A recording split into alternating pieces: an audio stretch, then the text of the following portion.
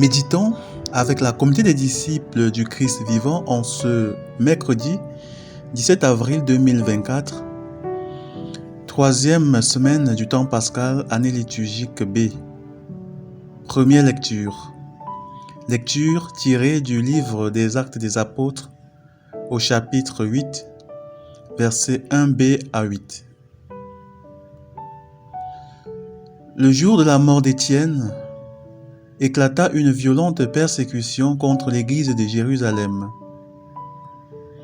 Tous se dispersèrent dans les campagnes de Judée et de Samarie, à l'exception des apôtres.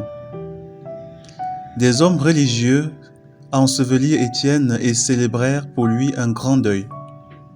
Quant à Saul, il ravageait l'église, il pénétrait dans les maisons pour en arracher hommes et femmes et les jeter en prison. Ceux qui s'étaient dispersés annonçaient la bonne nouvelle de la parole là où ils passaient. C'est ainsi que Philippe, l'un des 7, arriva dans une ville de Samarie, et là il proclamait le Christ.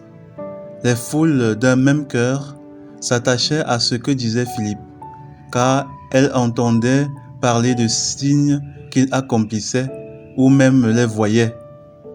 Beaucoup de possédés étaient délivrés des esprits impurs qui sortaient en poussant de grands cris. Beaucoup de paralysés et de boiteux furent guéris, et il y eut dans cette ville une grande joie. Parole du Seigneur. Méditation. Frères et sœurs en Christ, que le Seigneur soit loué en tout temps. Rendons grâce à Dieu pour le souffle de vie qu'il nous accorde en ce jour. Dans la première lecture, le Seigneur nous demande d'avoir une foi fervente, inébranlable et courageuse comme celle des apôtres. Nous constatons que les apôtres avaient un amour fou pour l'annonce de l'Évangile au point de donner leur vie. Un exemple palpable est celui d'Étienne qui, à cause de l'Évangile, a été mis à mort. Sa mort n'a pas découragé les autres disciples, car affluant la persécution devenue très violente à Jérusalem, ils ont continué à annoncer l'Évangile dans leurs différents lieux de refuge. Bien-aimés dans le Seigneur, l'attitude courageuse des apôtres nous interpelle. De nos jours, l'annonce de l'Évangile est très faible. Peu sont ceux qui s'intéressent à cette grande commission qui nous a été confiée par le Christ dans Matthieu 28, 19. L'Évangile est déformé, la vérité de ce message est bafouée. Même sans être vraiment persécutés, nous nous refusons d'annoncer l'Évangile en toutes circonstances.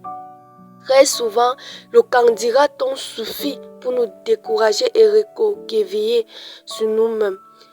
Nous refusons ainsi de participer à l'annonce de l'Évangile. Certains pensent que l'annonce de l'Évangile est le devoir d'une catégorie de personnes. Or, notre première mission en tant que chrétien est de vivre l'Évangile et l'annoncer. Celui qui n'annonce pas l'Évangile ne vit pas l'Évangile. Le signe que nous vivons l'Évangile est notre ardeur à témoigner du Christ ressuscité et vivant qui brûle dans nos cœurs. Comme les apôtres, le Seigneur voudrait que nous prenions courageusement notre part dans l'annonce de l'Évangile. N'ayons pas peur, ne comptons pas sur nos propres forces, mais sur la force de l'Esprit du Christ ressuscité qui nous est donné. Dieu ne veut pas que nous soyons des chrétiens légers et fragiles qui abandonnent à chaque fois qu'il y a une épreuve ou un obstacle. Il voudrait que nous soyons courageux, inébranlables. Alors mettons-nous à l'œuvre. Quelles que soient les difficultés, ne nous décourageons pas. Le Seigneur est là pour nous fortifier. Prions. Père Céleste, merci pour ce message que tu nous donnes en ce jour. Accorde-nous la grâce de nous engager ardemment dans l'annonce de l'Évangile et de ne point se laisser ébranler par les difficultés. Par Jésus le Christ notre Seigneur. Amen. Intercession.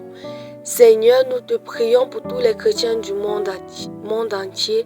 Accorde à chacun la grâce de prendre l'annonce de l'Évangile au sérieux et de s'y mettre à fond comme les apôtres. Maman Marie, intercède pour nous. Exercice spirituel. Prenons un temps pendant cette journée et pensons-nous Et posons-nous ces questions. Quelle est la place qu'occupe l'Évangile dans notre vie? Contribuons-nous à son avancement? Après ces interrogations, demandons la grâce au Seigneur d'être des chrétiens à l'œuvre et qui œuvrent pour le Seigneur. Loué soit Jésus-Christ. À jamais.